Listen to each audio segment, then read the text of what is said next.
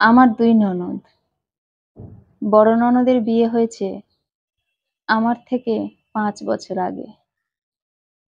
আর আমাদের বিয়ে হয়েছে এই ৫ বছর হয়ে গেল। আমার বড় নন্দাই খুব ভালো কোম্পানিতে চাকরি করত। অনেক টাকা মাইনে পেত। শ্বশুরবাড়িতে আসলে প্রচুর ফল মিষ্টি নিয়ে আসতো। আমার শাশুড়ি যা ভালোবাসে খেতে তাই নিয়ে আসতো আলাদা করে। তারপর আমি বিয়ে হয়ে আসার পরে আমার পছন্দের মিষ্টিও আমার বড় নন্দাই নিয়ে আসতো। তারপর দেখতে, দেখতে আমার ছোট ননদের বিয়ে হয়। আমার ছোট ননদের যখন বিয়ে হয়, আমার বড় নন্দাই অনেক সাহায্য করেছিল। আমার শ্বশুর কিছু করে না। আমার স্বামীও একটা কোম্পানিতে কাজ করে। খুব বেশি রোজগার নয়। তাই বড় নন্দাই অনেকটা সাহায্য করেছিল। তবেই আমার ছোট ননদকে অত ভালো ছেলে দেখে বিয়ে দিতে পেরেছি। আমার ছোট নন্দাই কেন্দ্রীয় সরকারি চাকরি করে। প্রচুর মাইনে। আমার বিয়ের পরে দেখেছি আমার শাশুড়ি মা তার বড় জামাইকে ভীষণ যত্ন করত।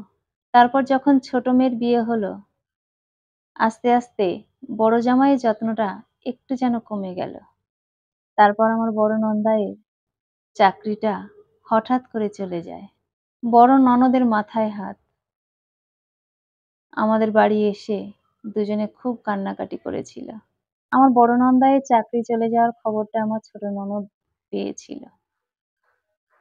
কিন্তু দিদিকে একবার ফোন করে সান্ত্বনা পর্যন্ত দেয়নি আমার ছোট ননদ। তারপর জামাই ষষ্ঠীতে যখন ২ জামাই বাড়িতে এলো, তখন আমার শাশুড়ির ভূমিকা দেখে আমি হতবাক হয়ে গেছিলাম। আমি যখন খাবারের থালা সাজাচ্ছি, ২ ভাইরা ভাইকে একই রকম পদ দিয়ে থালা দুটো সুন্দর করে সাজিয়েছি। দুটো মাছের মাথা ছিল। আমার শাশুড়ি বলল, "এক কাজ করো বৌমা, মাছের মাথা দুটো ছোট মেয়ে আর ছোট জামাইকে দাও।" আমি বললাম, "জামাই ষষ্ঠী হচ্ছে জামাইদের, আপনার ছোট মেয়েকে কেন দিতে যাব?" আমার শাশুড়ি বলল, "যেটা বলছি সেটা করো। বড় জামাইকে মাছের মাথা দিয়ে লাভ নেই।" আমি বললাম, "কেন?" আমার শাশুড়ি বলল, "বয়স হয়ে যাচ্ছে, মাছের মাথা খাবে কি করে? চোখে কম দেখে, মাছের মাথা খেতে গিয়ে গলায় কাঁটা ফুটে গেলে?" ঠিক সেই সময় আমার বড় ননদ রান্নাঘরে ঢুকছিল। মায়ের এই কথা শুনে আমাকে বলল, "মা ঠিক বলেছে, তুই এক কাজ কর, মাছের মাথাটা বোনকে দে, ওকে দিতে হবে না।" বলেই আমার বড় ননদ মনটা খারাপ করে চলে গেল। এর আগে যখন জামাই ষষ্ঠীর ফোঁটা দেবে আমার শাশুড়ি, তখন ২ মেয়ে তাদের শাড়ি বের করেছিল মাকে দেবে বলে। আমার শাশুড়ি ছোট মেয়ের শাড়িটা পরেছিল। আমার বড় ননদ কষ্ট পায়নি। তার কারণ সে জানে প্রতি বছর তো আমার দেওয়া শাড়ি পরে। ছোট বোনের এই সবে বিয়ে হয়েছে। ওর দেওয়া শাড়িটা তো পরবে, স্বাভাবিক ব্যাপার। এর মধ্যে কোনো খারাপ কিছু আমার বড় ননদ খুঁজে পায়নি। কিন্তু ফোঁটা দেওয়ার পর যখন ঘরে এসে আমার শাশুড়ি বসে, তখন আমার বড় ননদ জিজ্ঞেস করে, "ওমা, আমার শাড়িটা কেমন হয়েছে বলো এবছর?" খুব বেশি দাম দিয়ে অবশ্য কিনতে পারিনি। জানোই তো তোমার জামাইয়ের চাকরিটা চলে গেছে। এখন কটা টিউশন করে তাতেই সংসার চলে। তার মধ্যে থেকে তোমার জন্য একটা নিয়ে এসেছি শাড়ি কিনে। আমার শাশুড়ি বলল, "তুই এনেছিস বা কেন? তুই তো জানিস আমি এসব শাড়ি পরি না। আমার শাড়ি একটু মনের মতো না হলে আমার ঠিক পরতে ভালো লাগে না।" তখন আমার বড় ননদের চোখটা ছলছল করে উঠল। আমার মা মারা গেছে। তাই আমি জামাই ষষ্ঠীতে যাই না। তাই ২ হাতে ২ ননদের জামাই ষষ্ঠীর জোগাড় করেছি। মা যখন ওই কথাটা বলে, তখন আমি সামনে দাঁড়িয়েছিলাম। আমি বললাম, "মা, এরকম করে কেন বলছেন? যতদিন জামাইবাবুর চাকরি ছিল ততদিন আপনাকে মনের মতো শাড়ি দিয়েছে। অনেক দামি, দামি শাড়ি দিয়েছে। আর আজকে তার অবস্থাটা খারাপ বলে হয়তো সেরকম দিতে পারেনি। আপনি মা হয়ে এরকম কথা বলেন কি করে? আমার শাশুড়ি আমাকে বলল, "বেশি জ্ঞান দিও না তো বৌমা। যেটা ভালো লাগে না সেটা আমি মুখের উপর বলি। সে তো সবাই জানো তোমরা।" আমি আর কিছু বললাম না। আমি আমার ঘরে চলে এলাম। তারপর আমার শাশুড়ির বিভিন্ন কর্মকাণ্ডের মধ্যে আমার বড় ননদ আর বড় নন্দাই খুব ভালোই বুঝতে পারল যে আজকে তাদের চাকরি নেই বলে তার শাশুড়ি মায়ের ব্যবহার অনেকটা পাল্টে গেছে।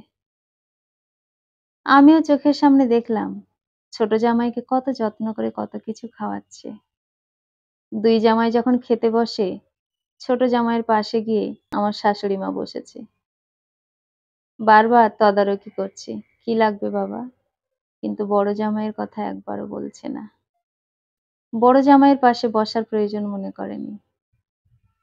আমি সেটা বুঝতে পেরে জামাইবাবুকে বললাম, "জামাইবাবু আপনার কি লাগবে? আমি জানি আমাদের পরিবারে আমার বড় নন্দায়ের ভূমিকা কতটা। আমার শাশুড়ি সেটা ভুলে যেতে পারে। আমি কখনো তো ভুলব না।" মায়ের এই দুর্ব্যবহার দেখে আমার বড় ননদ আর থাকতে চাইল না। বলল, "আজকে বিকালে চলে যাব বুঝলি ভাই?" আমার স্বামী বলল, "কেন? তুই তো কোনোদিন জামাই ষষ্ঠীর দিন বাড়ি যাস না। তাহলে আজকে কেন চলে যাওয়ার কথা বলছিস?" দিদি বলল, "না রে ভাই, ঠিক ভালো লাগছে না বুঝলি? তোর জামাইবাবুর চাকরিটা নেই তো, তাই মনটা ভালো নেই।" আমি বললাম, "সেই জন্যই তো তুমি আমাদের মাঝখানে থাকবে। কটা দিন থেকে যাও দিদি। মনটা ভালো থাকবে। বাড়িতে গেলে আবার মন খারাপ করবে।" আমার শাশুড়ি মা কিন্তু চুপ করে রইল। তারপর বড় ননদ বড় নন্দাই রেডি হয়ে নিল বাড়ি যাবে বলে। আমার শাশুড়ি একবারও বলল না থাক। নন্দাই যখন শাশুড়ির পায়ে প্রণাম করতে গেল, আমার শাশুড়ি বলল, "ভালো থেকো বাবা, সাবধানে যেও।" আমার বড় ননদ তখন মুখের উপরে মাকে বলল, "একবারও আমাদের থাকতে বললে না তো মা? এখন বড় জামাইয়ের টাকা নেই বলে? তাই বড় জামাইয়ের আর কোনো যত্ন নেই? এর আগে যতবার আমরা গেছি, কোনোদিন জামাই ষষ্ঠীর দিন যাইনি। একদিন পরে গেলেও তুমি যেতে দিতে না। বারবার বলতে, আজকে যাস না থাক। আজকে যেও না বাবা থাকো। আর এখন কি হলো মা? টাকাওয়ালা ছোট জামাই পেয়েছো বলে বড় জামাইকে ভুলে গেলে? বড় জামাইয়ের এখন কিছু নেই বলে?" আমার শাশুড়ি মুখটা গম্ভীর করে বলল, "তোদের চলে যাবার দরকার পড়েছে তাই যাচ্ছিস। আমি বাধা দিয়ে কি করব? বাড়িতে যে যার কাজ রয়েছে সেখানে আমি বাধা দিয়ে অসুবিধায় ফেলবো?" আমার বড় নন্দাই মুচকি হেসে বলল, "ঠিক আছে মা, আসছি।" বলেই আমার বড় নন্দাই আর বড় ননদ চলে গেল। তারপর আমি কথাটা তুললাম। আমার ছোট নন্দাইও সেখানে রয়েছে। মাকে বললাম, "মা, যে একদিনের জন্য উপকার করে তাকে কখনো ভুলতে নেই। আর আপনার বড় জামাই তো আপনাদের সংসারে প্রায় সমস্ত খরচই দিত। আপনার ছোট মেয়ের কি ভালো জায়গায় বিয়ে হতো যদি আপনার বড় জামাই না সাহায্য করত? আপনার ছোট মেয়ের শ্বশুরবাড়ি থেকে তো অনেক টাকা পণ চেয়েছিল। তারপরে স্কুটি, ওয়াশিং মেশিন আপনার দেওয়ার ক্ষমতা হয়েছিল? সবই তো বড় জামাইবাবু দিয়েছে। আর আজকের আপনারা কিভাবে বড় জামাইকে ভুলে গেলেন যখন তার চাকরিটা চলে গেল? নিজের মানুষদের তখনই চেনা যায় মা, যখন কেউ বিপদে পড়ে। আর জামাইবাবু তো আমাদের সংসারে একটা সময় হাল ধরেছিল। সেই মানুষটা যখন বিপদে পড়েছে, তার পাশে থাকবেন না? আপনার নিজের তো জামাই। আমার ছোট নন্দাই অবাক হয়ে গেল। বলল, "সে কি বলছো বৌদি? এই সব কিছু বড় দাদা দিয়েছিল?" আমি বললাম, "হ্যাঁ, আপনাকে কিছু বলেনি ও?" তখন আমার ছোট নন্দাই বলল, "না তো।" ও তো কিচ্ছু বলেনি আমাকে কে দিয়েছে। আমি বললাম, "তাহলে ভাবুন, আপনার স্ত্রী এবং আপনার শাশুড়ি কতটা নিমকহারাম, উপকারীর উপকার স্বীকার করে না।" ছোট নন্দাই কথাটা শুনে খুব কষ্ট পেল মনে।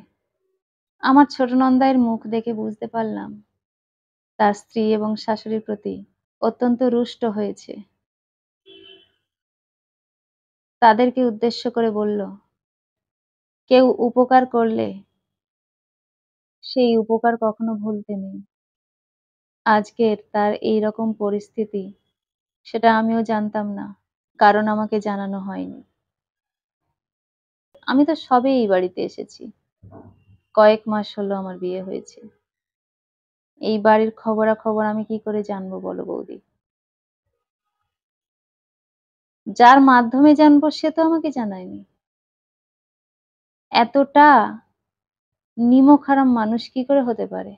আমার ছোট ননদ আর আমার শাশুড়ি যেন একেবারে চুপ হয়ে গেল।